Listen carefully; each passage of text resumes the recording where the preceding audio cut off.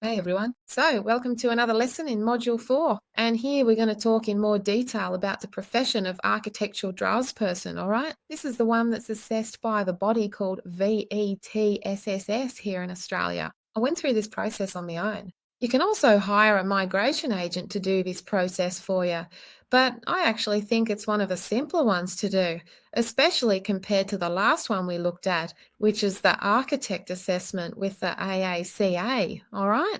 So let's get into it. Right, an overview of the occupation, yeah? So, what defines the role? An architectural draftsperson is someone who works with architectural plans and they'll probably follow the directions of the professional above them, right? In this case, an architect. So, they'll basically be working with architectural drawings for buildings, houses, commercial buildings, educational facilities, healthcare buildings, that sort of thing, all right? And with plans, yeah.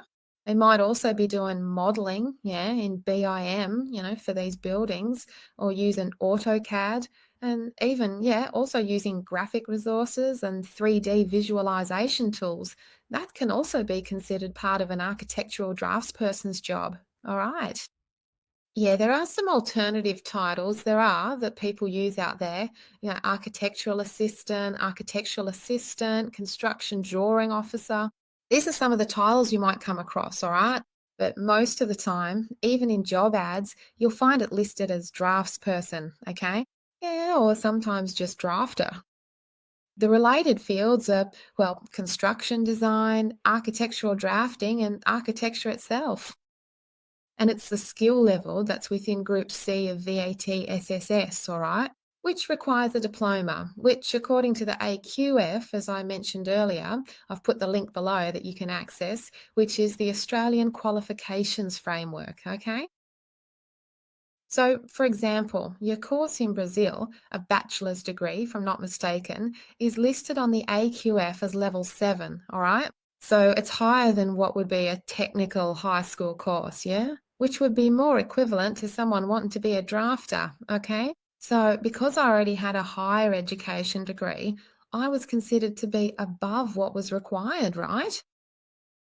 For me to be validated as an architectural drafter.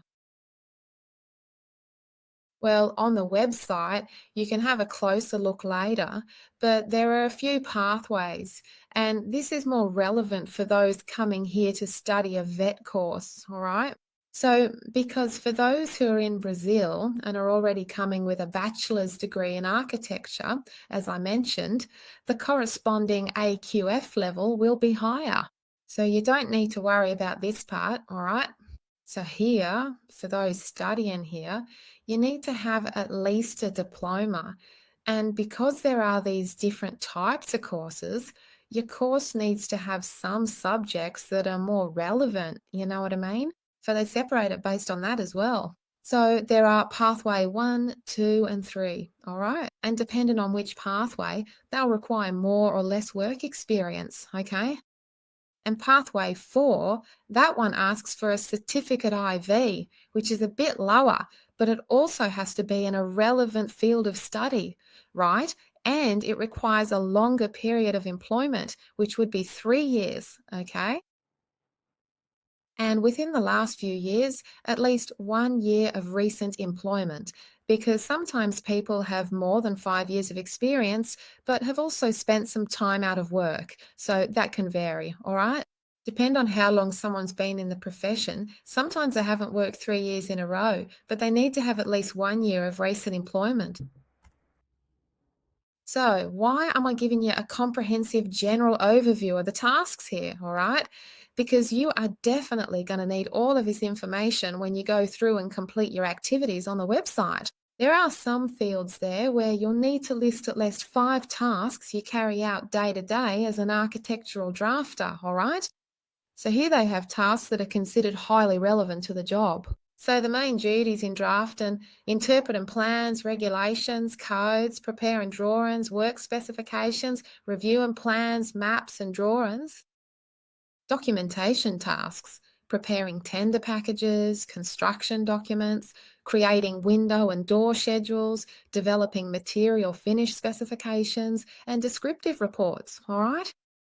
Yeah, technical responsibilities, creating 3D visualizations, which could be in Revit, coordinating building information modeling, that counts too, and making regular site visits, for example. All right. So, all of that is included in the package of what an architectural draftsperson can do, which is pretty similar to what an architect does as well, right, folks? Let's be honest. But anyway, yeah, suitable employment contexts, all right? You could work in a design office, do architectural design consulting, work in technical drawing companies, visualization studios, studios specializing in 3D modeling, visualization, that is rendering, the construction industry, meaning builders and developers, and you could also work as a freelancer, okay?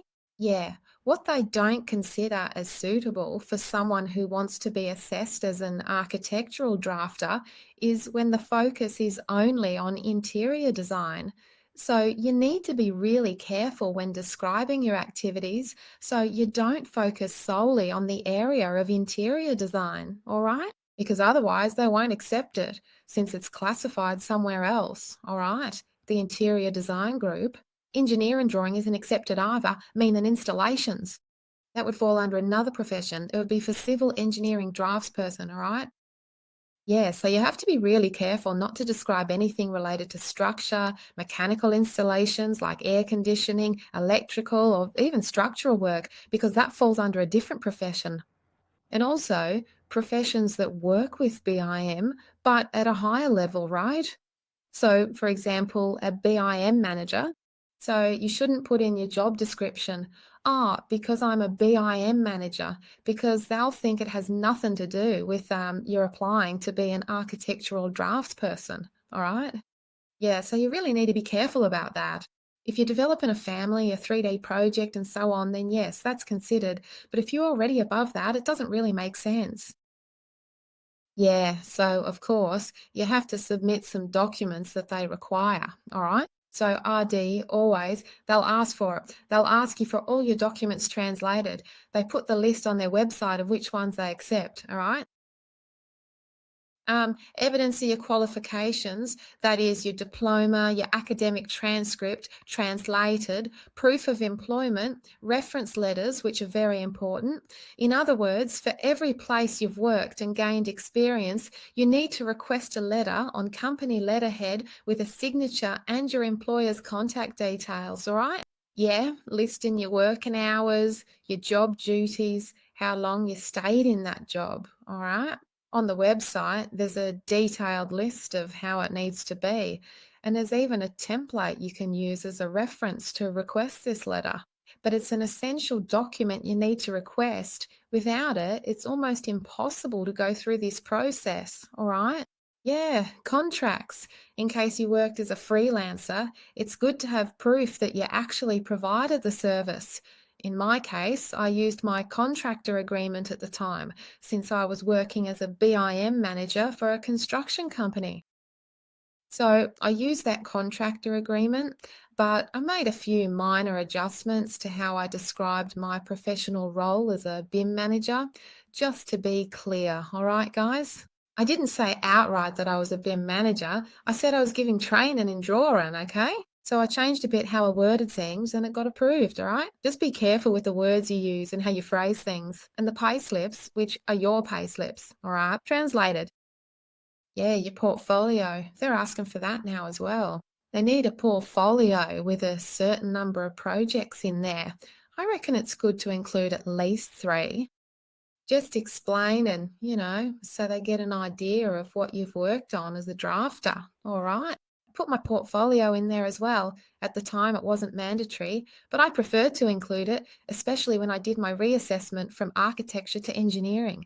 I wanted to justify why I was, since I have a degree in architecture and I'd already been granted the title of architectural draftsperson. But even so, I wanted to move to civil engineering draftsperson because I'd also worked with modelling installation projects. So that was the difference and the reason why I was able to get validated as a civil engineering draftsperson as well, all right? And today, my residency is as a civil engineering draftsperson, which is what I managed to get, okay? Because these days, I'm still working with hydraulic installation projects here in Australia. So, for those who worked as freelancers, there are other requirements, right? Yeah, you have to provide documentation of your self employed or business registration. So, if you have an ABN or a company registration, you need to have that document translated as well. You'll also need a sworn professional statement listing your main duties and what you've done, right? Financial evidence as well, like invoices from clients, contracts, bank statements, tax returns, basically anything that proves you are paid by that client, right? And in this portfolio, the work you've done, like 3D images, a detailed description of how you contributed to the project as a designer, those are all valid too. And of course, fees and charges, right? Yeah, it's one of the cheapest processes. So you submit the application online. If you're here in Australia, you have to pay the tax, which is the GST. So it'll cost around $1,177. Without GST, if you're applying from Brazil, which was my case at the time, I paid a bit less because this amount's already updated. But these days, it's about $1,070. All right. You can also request the priority processing fee, which means you'll get your assessment in 10 business days, which in Australia are working days, right? Yeah, it's costing an extra $886. So you'll add, right, this fee to the previous amount, and that'll give you the total fee if you want the priority process, all right? Then there's the fee for inside and outside Australia, 886.60 if you're inside, 806 if you're outside. Processing time. So the standard right, which is the standard skills assessment for most professional occupations, is taken about 8 to 10 weeks, and it can take a bit longer. In my case, it took quite a while. All right. Yeah, in my case, it took about 6 months to come through. All right. It took ages. I wasn't happy about that. But at the time, I didn't want to pay for the priority service. That's why sometimes they say on the website that it takes that long, but sometimes it takes even longer, all right? So I kept sending emails and following up, all right? And then, well, the process finally moved along. That was after I sent an email chasing them up, but anyway. Yeah, if you request priority processing, then it's guaranteed you'll get your paperwork within 10 business days, all right? So, see you in the next module where I'll talk about the civil engineering profession. Yeah, which is quite similar to these ones. There are a few other things to consider, but I'll go into more detail in the next lesson. See you then.